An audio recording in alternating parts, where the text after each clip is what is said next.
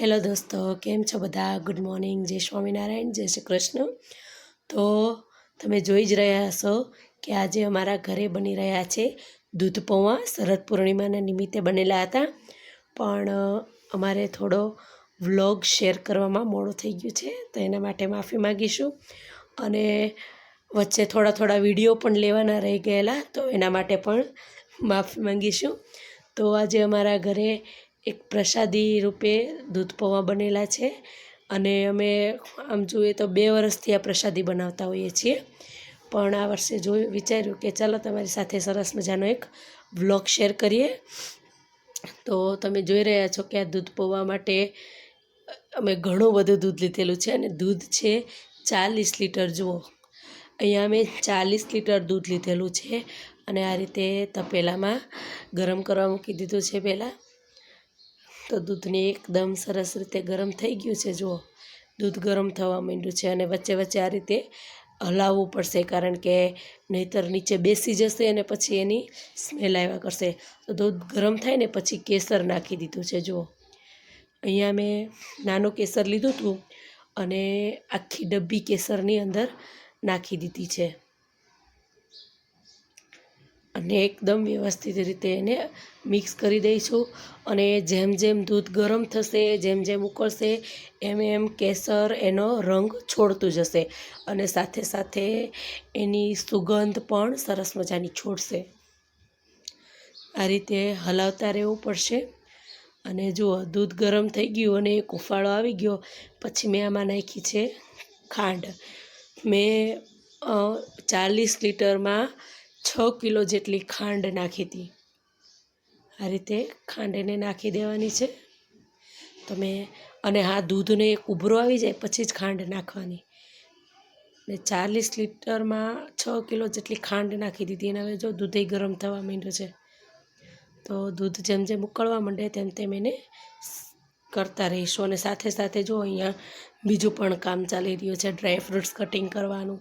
બદામ તો almost cutting થઈ ગઈ છે, પણ અહીંયા કાજુ કટિંગ થઈ રહ્યા છે.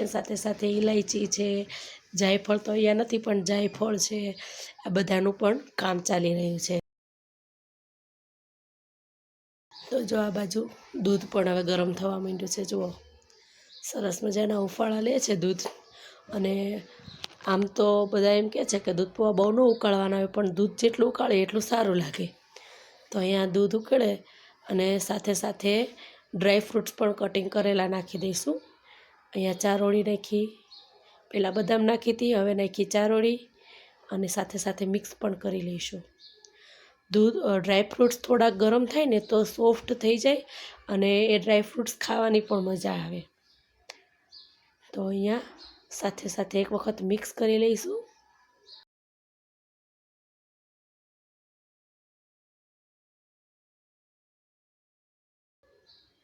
જો, દૂધ કેવું સરસ મજાનું ઉકળવા માંડ્યું છે.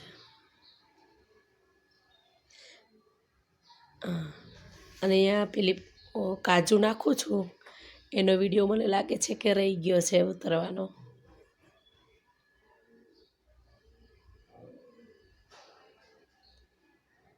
બરાબર રીતે મિક્સ કરતા રહીશું. અને દૂધને ચલાવો ત્યારે સાથે જે સાઈડ ઉપર દૂધ ચોંટે ને એને પણ ઉખાડતા રહેવું, કારણ કે એ દૂધ છે ને એનો ટેસ્ટ બહુ સારો આવે છે. એ જો એનો માવા અને મલાઈ જેવો ટેસ્ટ આવે, તો જેમ બને એમ એને સાઈડમાંથી પણ આ રીતે નીકાળી લેવું, કારણ કે દૂધ એનાથી ઘટ પણ થશે અને સ્વાદિષ્ટ પણ લાગશે. ને આમ જોવા જઈએ તો અમે 2 વર્ષથી આ પ્રસાદ ઘરે બનાવીએ છીએ, અને લગભગ બધાને ખૂબ પસંદ આવે છે. તો અહીંયા આપણા ડ્રાય ફ્રૂટ્સ, અહીંયા હું ચેક કરું છું કે જો મારો દૂધ પાક કેટલો ઘટ બન્યો છે એમ. દૂધ પૌવા તો જો ઓલમોસ્ટ દૂધ ઉકળી ગયું છે, અને ડ્રાય ફ્રૂટ્સ પણ બધા સારી રીતે ગરમ થઈ ગયા છે. ને જુઓ તમે, કેટલું સરસ દૂધ ઉકળી ગયું છે, અને થોડુંક ઘટ પણ થઈ ગયું છે. અને હા ફ્રેન્ડ્સ, અહીંયા મારે પૌવા જે મેં પલાળેલા એનો વિડીયો શૂટ કરવાનો રહી ગયો, કારણ કે સાંજે પ્રસાદી પહોંચાડવાની થોડીક જલ્દી હતી, તો એનો વિડીયો શૂટ કરવાનો રહી ગયો હતો, પણ આગળના વર્ષે જ્યારે હું ફરીથી દૂધ પૌવા બનાવીશ ત્યારે પૂરો વિડીયો તમારી સાથે જરૂરથી શેર કરીશ.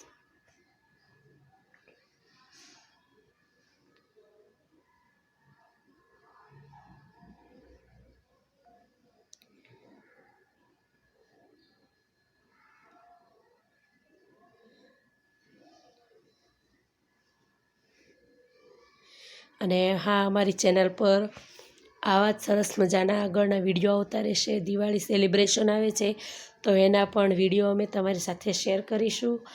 તો વિડીયોને અમારી ચેનલને સપોર્ટ કરો અને જેટલું બને એટલું ચેનલને સબસ્ક્રાઈબ કરવાનું ના ભૂલશો અને લાઈક કરજો. અને જો તમને વિડીયો અમારા ગમે તો તમારા ફ્રેન્ડ્સ ફેમિલીમાં પણ શેર કરજો. અને યુઝફુલ લાગ્યા હોય તો લાઈક કર્યા વગર તો જતા જ નહીં દોસ્તો. ને જુઓ અહીંયા હવે ઓલમોસ્ટ દૂધ ઉકળી ગયું હતું અને મેં અહીંયા કરી દીધો છે ગેસ બંધ. અને ગેસ બંધ કરી દીધો પછી દૂધને આ રીતે ઠરવા દઈશું, જે તેની વરાળ નીકળી જાય ત્યાં સુધી ઠરવા દઈશું અને પછી જ એને ઢાંકીશું. જો એકવાર હલાવી લઈને તમે જોઈ રહ્યા છો કેસર એનો રંગ સરસ રીતે છોડી રહ્યો છે.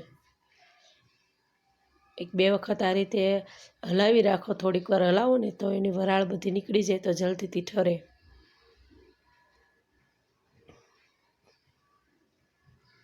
સરસ મજાનું દૂધ તૈયાર થઈ ગયું છે અને સુગંધ તો બહુ જ સરસ આવે છે, ઇલાયચી, જાયફળ, ડ્રાય ફ્રૂટ્સની.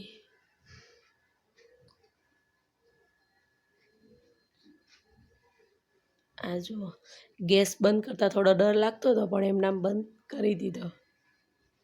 મોટો ગેસ છે તો હાલો. તો જો અહીંયા થઈ ગયું છે દૂધ કમ્પ્લીટ. ગેસ પણ બંધ થઈ ગયો છે અને થોડું ઠંડુ પણ થવા.